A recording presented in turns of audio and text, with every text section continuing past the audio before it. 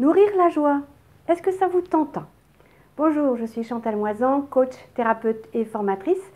Et je m'adresse dans mes vidéos à tous ceux qui croient qu'on peut agir pour plus de joie, plus de confiance et plus d'amour.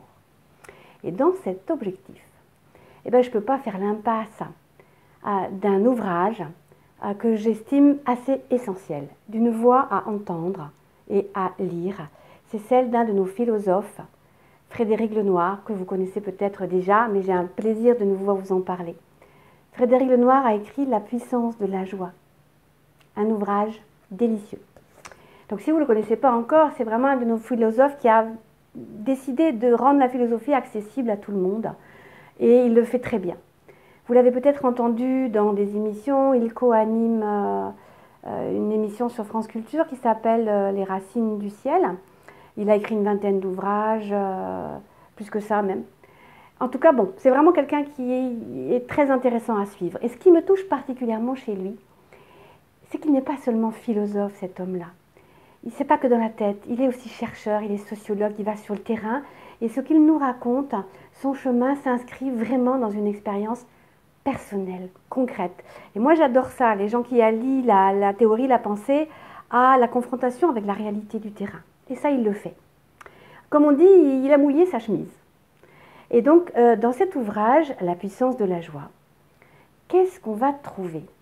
Ni plus ni moins qu'un espèce de mode d'emploi, d'accès à la joie. Génial, non?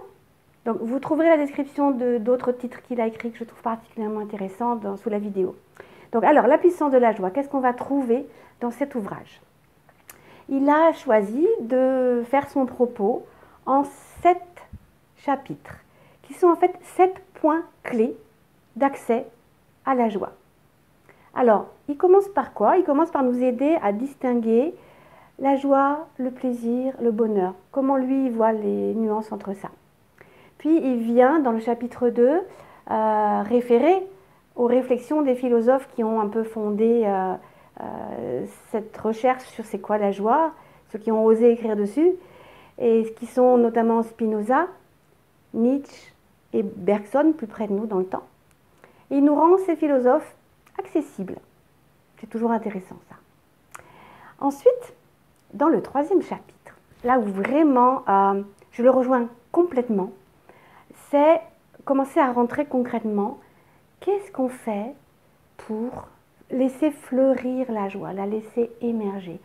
Ça demande en fait de créer des conditions pour que cette joie puisse arriver. Alors, qu'est-ce que lui nous propose? Et j'abonde complètement. C'est parce que c'est tout l'objet de ce sur quoi je travaille depuis des années. C'est faire en sorte qu'en nous, on ouvre la porte à ça. C'est ce qu'on va faire notamment quand on vient pratiquer une méditation. On va faire quoi? On va poser notre attention sur certaines choses. Il faut apprendre à développer une qualité d'attention. C'est nécessaire de développer une présence, d'aller chercher un état de bienveillance, de renouer avec la capacité de gratitude et de gratuité, et de favoriser l'ouverture du cœur. Parce que voilà, c'est dans le cœur que la joie va s'exprimer.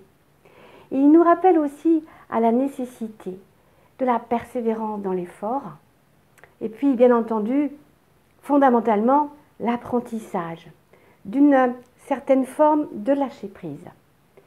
Et puis, un corps qui ressent, qui éprouve. Donc entretenir ce corps qui nous donne la possibilité de sentir les choses, c'est un essentiel et c'est absolument ce que je défends et ce que j'essaye d'enseigner. Goûter cette existence, ça prend appui dans un corps qui perçoit.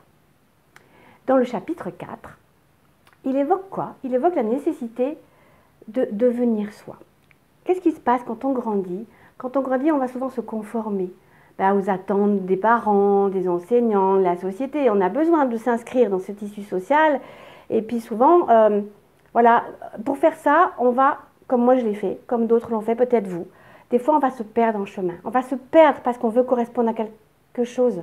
On va perdre qui on est dans la profondeur. Et à un moment donné, le chemin du retour vers soi va s'imposer.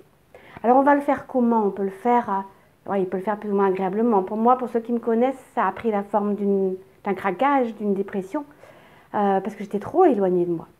Donc, il y a des tas de chemins pour revenir vers soi. Ça peut être une psychothérapie, ça peut être un travail corporel, ça peut être un investissement dans une pratique philosophique, spirituelle. Il y a plusieurs portes.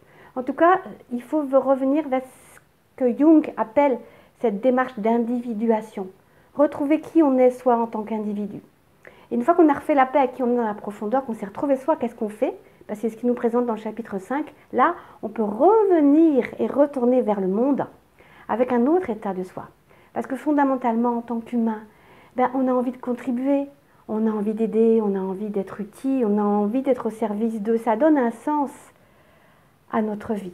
Et Frédéric Lenoir, il ne se contente pas d'en parler. Il est actif aussi là-dedans. C'est aussi ce que j'aime vraiment. Il va sur le terrain. Il s'engage. Il s'est engagé pour la protection de l'environnement, pour la protection et le bien-être des animaux. Et aujourd'hui, qu'est-ce qu'il fait? Là, récemment, il a mis en place quelque chose où ils vont dans les écoles pour philosopher avec les enfants, pour leur apprendre des techniques de méditation. Et les enfants sont très ouverts à des questions existentielles. Ils sont là avec le pourquoi ci, pourquoi ça. Et ils sont contents d'avoir des réponses. Et qu'on les aide à aller chercher eux-mêmes qu'est-ce qu'ils ont comme réponse à l'intérieur. J'adore ce travail-là.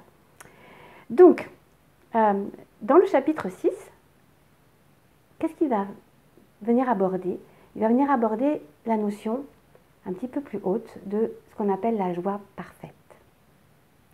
Pour ceux d'entre vous qui ont déjà entrepris une démarche spirituelle, qui sentent cette aspiration en profondeur à une élévation, vous trouverez dans sa présentation une vision du mental et de l'ego qui nous invite à éviter le rejet d'une partie de soi pour entrer dans la capacité d'accueillir tous les différents niveaux de qui on est. Et alors j'abonde totalement, parce que notre réalité humaine, elle est faite de cette profondeur de l'être que nous sommes et de la personnalité du petit moi. Et tout ça, ça a besoin d'être en paix pour être bien. Donc différents états de soi et apprendre à le sentir et être dans le discernement. Parce que la joie, ben, elle ne peut pas être dans l'exclusion d'une partie de soi. C'est un rassemblement, une réunion de tout ce qui nous constitue. Dans le chapitre 7, qu'est-ce qu'il fait? Eh bien, il nous convie à renouer avec la joie de l'enfant, avec la joie d'une vie simple, à recontacter la source en nous, parce qu'à toucher qui on est essentiellement. Parce qu'on est ça, dans notre fondamental. Si on est dans ce contact avec notre source, qu'on est dans le consentement, ce qu'il appelle le consentement à notre vie, on retrouve cette joie qui donne un sens à la vie et au monde. Et j'ajouterais vraiment, moi, parce que c'est vraiment notre essence profonde en nous, la joie de vivre, la joie d'être, elle est notre noyau. Voilà, donc je vous invite vraiment à aller l'écouter, à le lire, à vous procurer ses livres. Il fait beaucoup de conférences en ce moment. S'il passe du côté de chez vous, mais n'hésitez pas, allez-y. C'est quelqu'un qui va vous faire du bien. Et si ce chemin vous appelle, abonnez-vous à ma chaîne. Parce que c'est vraiment cet objectif que j'ai, nourrir la joie. Allez voir sur mon site, rendez-vous sur mon site Action d'être. Vous trouverez aussi les références sous la vidéo. Alors merci d'être là, merci de faire partie de ceux qui pensent effectivement, qui ont décidé d'agir pour plus de joie, plus de confiance, plus d'amour. Merci, à bientôt.